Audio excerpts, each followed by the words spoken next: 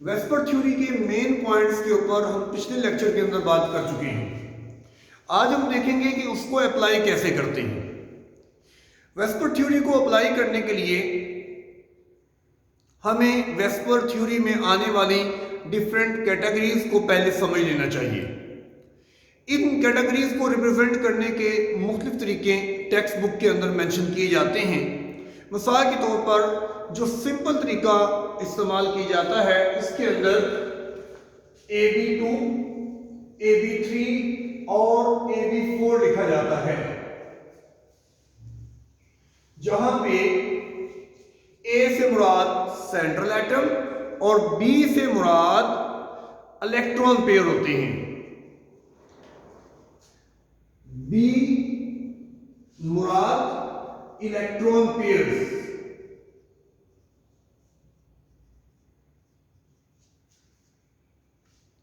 और A से मुराद central atom.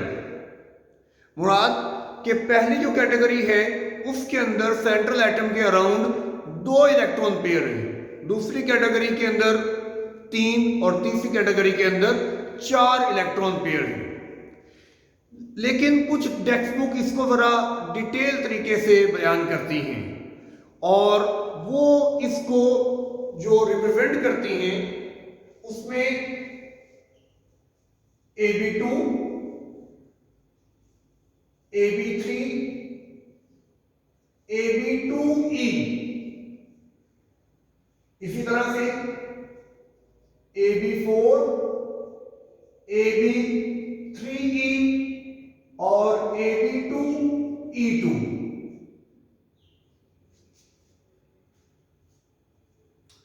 Basic level पर अगर आप ये 3 कैटेगरी सीख लें तो ये काफी है। एडवांस लेवल पर इससे आगे भी कैटेगरीज बताई जाती हैं, तो अगली आने वाली वीडियो में हम उनको भी एक्सप्लेन करेंगे। तो ये जो दूसरी रिप्रेजेंटेशन हमारे सामने आई है, इस रिप्रेजेंटेशन में A से मुराद तो सेंट्रल एटम है, लेकिन B से मुराद बॉडी एटम और E से मुराद लोन पेयर्स।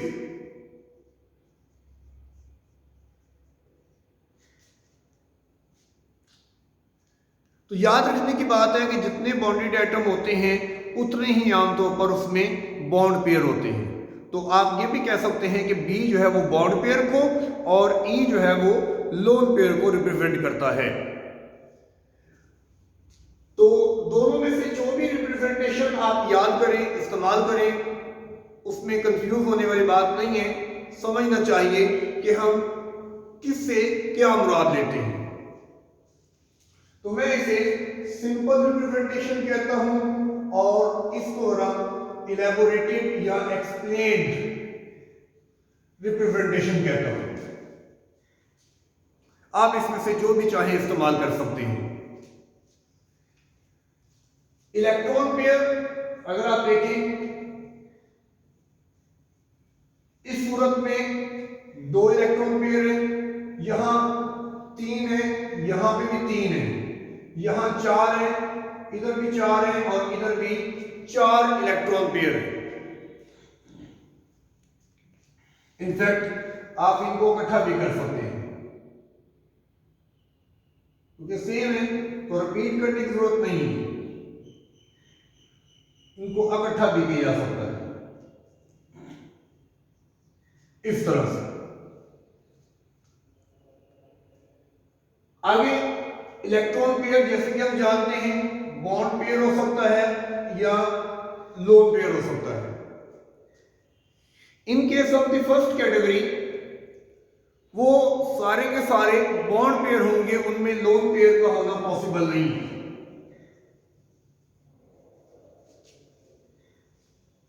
बिकॉज अगर एक लोन पेयर हो और एक बॉन्ड पेयर हो तो उसकी शेप तो हमें डिस्कस करने की जरूरत ही नहीं है। हम पहले बात कर चुके हैं कि डाई एटॉमिक मॉलिक्यूल हमेशा लीनियर होता है, उसकी शेप को डिस्कस करने की या उसको एक्सप्लेन करने की जरूरत नहीं होती। अब यहां पे थोड़ा सा डिफरेंस आता है।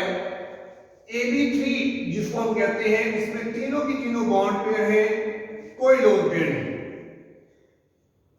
लेकिन Ab2E इसमें 2 बॉन्ड पेयर होंगे और एक लोन पेयर होगा।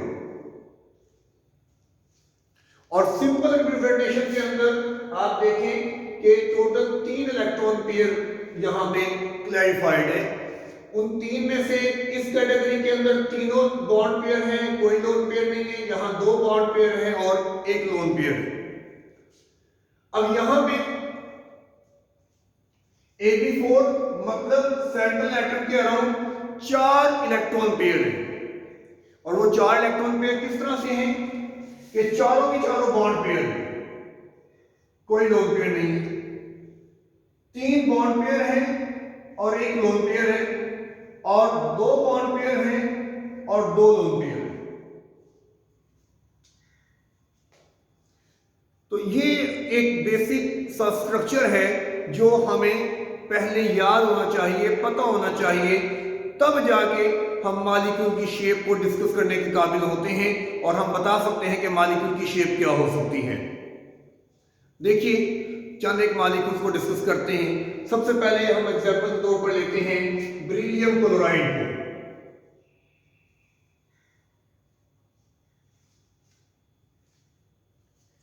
सेंट्रल एटम की इलेक्ट्रॉनिक कन्फिग्रेशन बड़ी इंपॉर्टेंट है। सेंट्रल एटम की इलेक्ट्रॉनिक कन्फिग्रेशन और specially valence shell electronic configuration वो हमें आनी चाहिए। और उसका पता हम कैसे लगा सकते हैं? बहुत आसान तरीका है।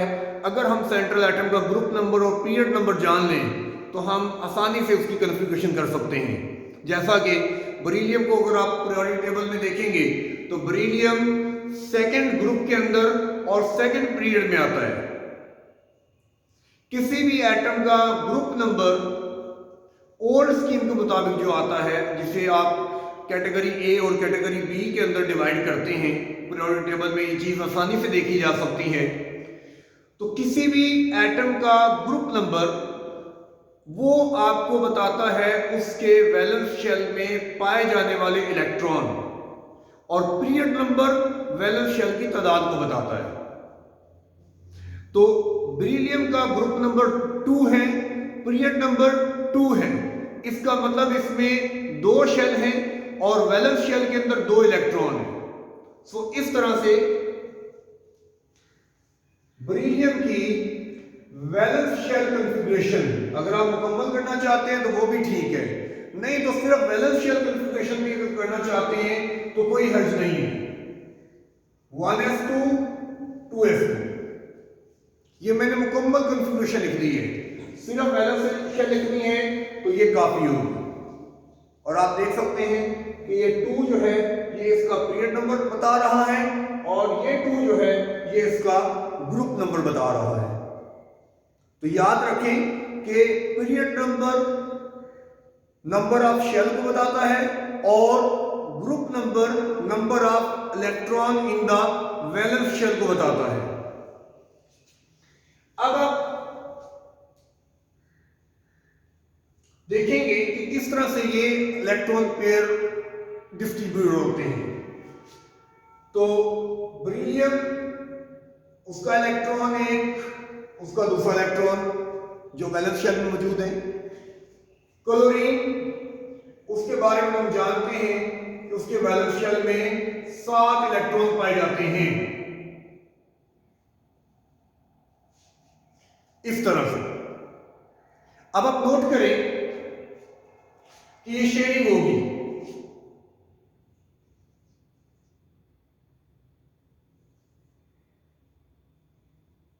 इस तरह से एक तरफ शेयरिंग हो जाएगी और ये दूसरी तरफ शेयरिंग हो जाएगी।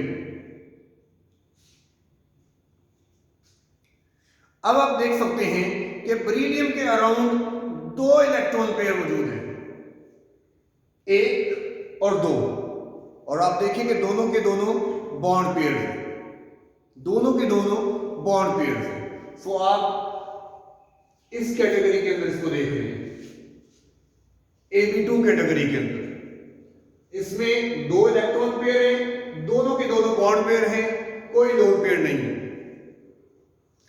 अब इसकी शेप क्या होगी?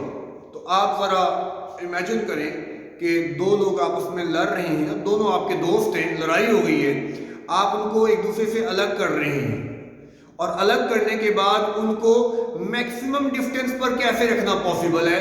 यकीनी बात है, एक को आप यहां रखेंगे और एक को यहां रखेंगे, तब उनके दरमियान डिस्टेंस मैक्सिमम होगा। अगर एक को यहां रखें या दूसरे को यहां रखें, डिस्टेंस मैक्सिमम नहीं है।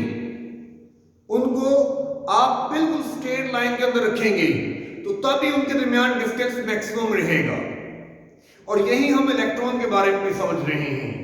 इलेक्ट्रॉन इलेक्ट्रॉन का दुश्मन है, इलेक्ट्रॉन इलेक्ट्रॉन को रिपेल करता है, तो वो मैक्सिमम डिस्टेंस रखना चाहते हैं। तो दो पेयर हैं तो मैक्सिमम डिस्टेंस कब रहेगा कि जब उनके दरमियान लीनियर वो लाइन आ रही होगी, वो लीनियर फॉर्म के अंदर प्रेजेंट होंगे। एक इलेक्ट्रॉन पेयर इस तरफ और एक इलेक्ट्रॉन पेयर इस तरफ। So the best shape possible वो यही है जो आपके सामने, यानी बेरिलियम क्लोराइड या Ab2 मॉलिक्यूल ये लीनियर शेप को पसंद करते हैं। तो जितने भी मॉलिक्यूल लीनियर शेप रखते हैं वो क्यों लीनियर शेप रखते हैं? बिकॉज उनके अंदर दो इलेक्ट्रॉन पेयर पाए जाते हैं। अब आप एग्जांपल्स उठा के देख लें, जितनी भी एग्जांपल्स आपको लीनियर मॉलिक्यूल की आती हैं उन तमाम एग्जांपल्स को अगर आप इस मॉडल के ऊपर अप्लाई करके देखें, जैसा कि कार्बन डाइऑक्साइड है या कार्बन डाइसल्फाइड है या मर्क्यूरिक क्लोराइड है वगैरह वगैरह, जितनी भी एग्जांपल आपके ज़हन में आती हैं वो तमाम एग्जांपल्स आप देखेंगे कि वो लीनियर शेप क्यों रखती हैं? बिकॉज उनमें दो बॉन्ड पेयर पाए जाते हैं। सो फाइनल शेप जो आप इसकी रिप्रेजेंट करेंगे वो आप रिप्रेजेंट करेंगे बेरिलियम, क्लोरीन, क्लोरीन और एंगल हमारे पास आएगा 180 डिग्री। तो ये जो दो खाने मैंने छोड़ रखे हैं ये पूरा करना लाजमी है। इनमें एक में हम एंगल को बताएंगे और दूसरे में हम शेप को बताएंगे। तो याद रखें कि Ab2 जब उसमें दोनों बॉन्ड पेयर है और कोई लोन पेयर नहीं है उसमें एंगल 180 बनता है और शेप जो है उसमें लीनियर शेप आएगी इस तरह से। अगली कैटेगरी को जरा देखते हैं। Ab3 के अंदर जहां 3 इलेक्ट्रॉन पेयर मौजूद हैं, या इस Ab3 की बात करें कि तीनों बॉन्ड पेयर हैं और कोई लोन पेयर मौजूद नहीं है। और इसमें जो सबसे आसान एग्जांपल हम आमतौर पर मेंशन करते हैं वो हम मेंशन करते हैं Bf3 की।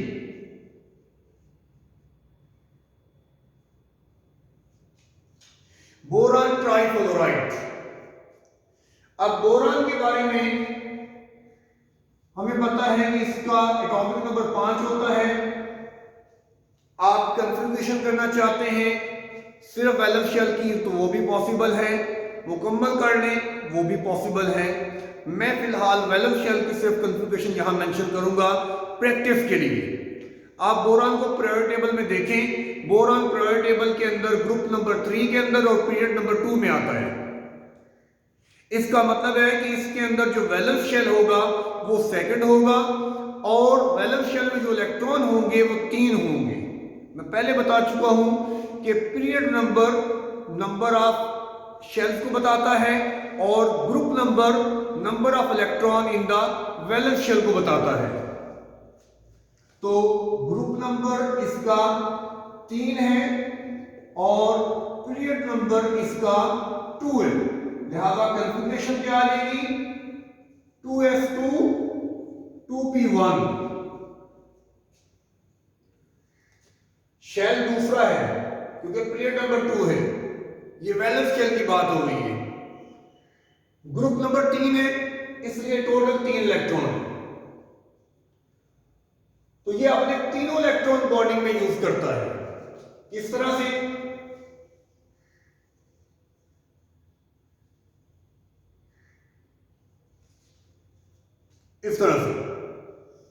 फ्लोरीन वो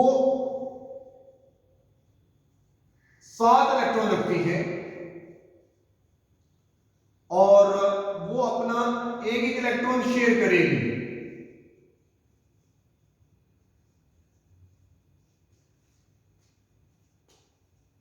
शेयर करेगी तो इस तरह से 3 बॉन्ड पेयर बन जाएंगे। एक बॉन्ड पेयर ये, एक बॉन्ड पेयर ये और एक बॉन्ड पेयर ये।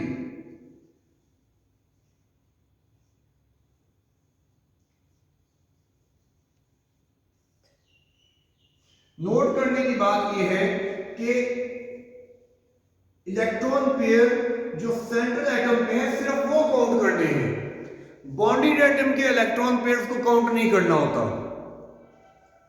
तो देखें, ये भी बॉन्ड पेयर है, ये भी बॉन्ड पेयर है और ये भी बॉन्ड पेयर है, और इसके अलावा बोरान के पास कुछ नहीं है। तो 3 ही बॉन्ड पेयर है, कोई लोन पेयर नहीं है। तो 3 इलेक्ट्रॉन पेयर, ये भी बात समझ आ गई। तीनों बॉन्ड पेयर है, कोई लोन पेयर नहीं है, ये भी बात समझ आ गई। अब जब 3 पेयर मौजूद हैं तो उनके दरमियान मैक्सिमम डिस्टेंस किस तरह से पॉसिबल है? तो हम जानते हैं कि सर्कल के अंदर ये टोटल जो हमारे पास बनेगा ये 360 एंगल बनेगा। जब 2 थे तो हमने उनको एक दूसरे पर लीनियर फॉर्म में रखा सो डैट उनके दरमियान एंगल 180 का बना। अब 3 आ गए, तो 3 आ गए तो अब वो जो सर्कल है उसको 3 में डिवाइड करना पड़ेगा, और इस तरह से हम देखेंगे कि सर्कल को जब आप 3 में डिवाइड करते हैं तो ये चीज बनती है, और इनके दरमियान एंगल 120 बनता है। सो BF3 अपनी फाइनल शेप के अंदर इस तरह से रहना पसंद करेगा। ट्राइएंगुलर शेप बनेगी और इसमें जो एंगल आएगा वो हमारे पास आ जाएगा 120। सो 3 बॉन्ड पेयर के साथ जब कोई लोन पेयर ना हो, या 3 इलेक्ट्रॉन पेयर जिनमें तीनों बॉन्ड पेयर हो, कोई लोन पेयर ना हो, तो एंगल 120 बनेगा और शेप उसकी बनेगी ट्राइएंगुलर।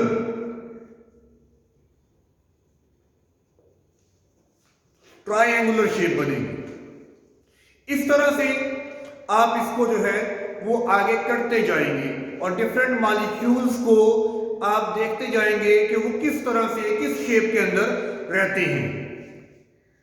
फिलहाल हम ये बाकी सारा टेबल जो है इसको मुकम्मल कर देते हैं, और वेस्पर थ्योरी के अंदर मॉडल्स को समझने के लिए इस टेबल को पहले याद करना जरूरी होता है।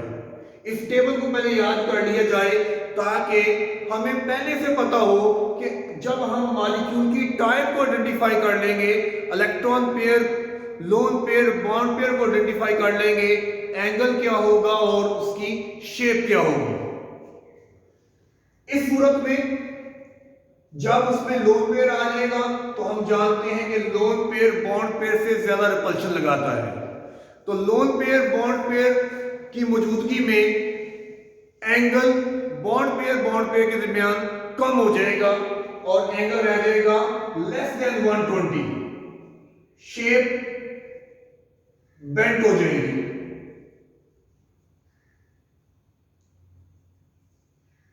इन केस ऑफ AB4 इसकी बात करें कि जब उसके पास 4 इलेक्ट्रॉन पेयर मौजूद है, या उसकी बात करें कि जब उसके पास चारों बॉन्ड पेयर है, कोई लोन पेयर नहीं,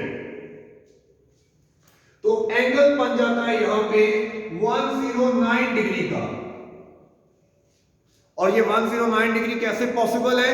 असल में मॉलिक्यूल प्लेन से निकल जाता है और 3D शेप में आ जाता है, 3 डायमेंशनल शेप में आ जाता है। उसकी जो कन्फिग्रेशन होती है वो स्पेस कन्फिग्रेशन बन जाती है, वो सिंपल प्लेनर कन्फिग्रेशन नहीं रहती, वो इस प्लेन के ऊपर बनाना पॉसिबल नहीं रहता। जैसे कि हम जो है वो लीनियर को या ट्रायंगल को सोच सकते हैं, इस तरह से वो मॉलिक्यूल नहीं रहता, वो टेट्राहेड्रल शेप में चला जाता है।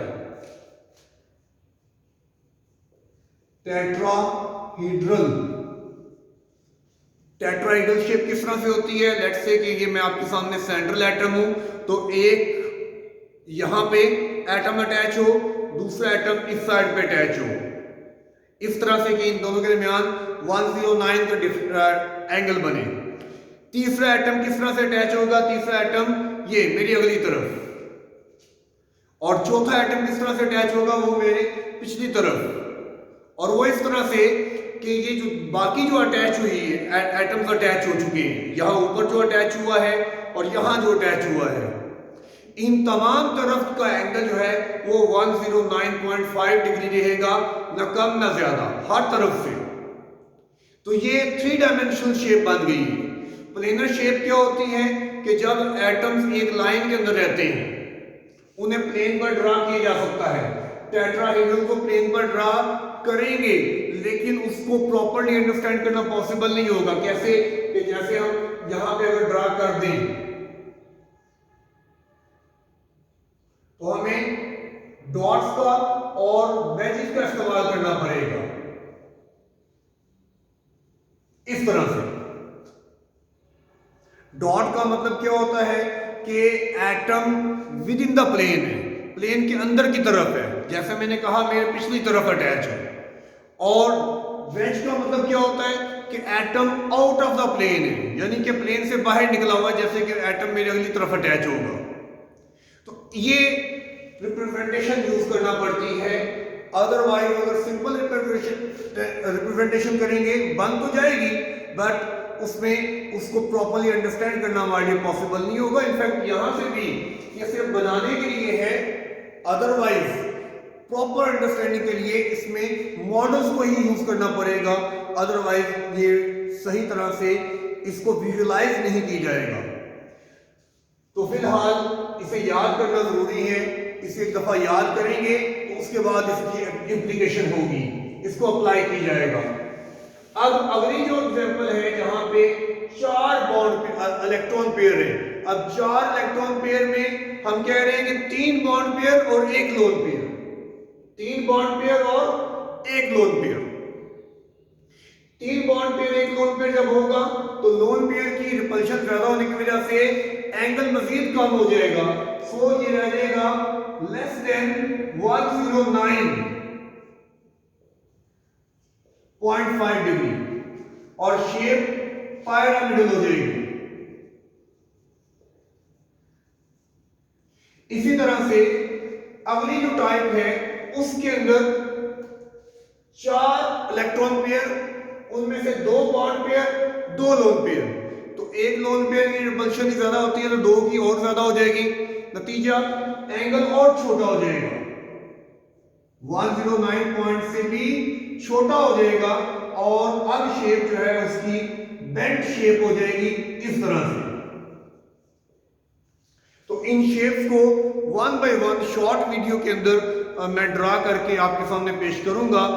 फिलहाल इसको याद करना जरूरी है। इस टेबल को अगर एक दफा याद कर लिया जाए तो उसके बाद सिर्फ ये करना होगा कि मॉलिक्यूल में electron pair, lone pair, bond pair की पहचान करनी होगी और शेप तैयार हो जाएगी हमारे पास। ये बेसिक चंद एक कैटेगरीज है, थोड़ा सा इसको एडवांस लेवल की तरफ अगली वीडियो के अंदर मैं बाकी कैटेगरीज भी जो है वो एक्सप्लेन करूंगा। आपको क्वेश्चन हो तो कमेंट सेक्शन में उसको जरूर बताइएगा।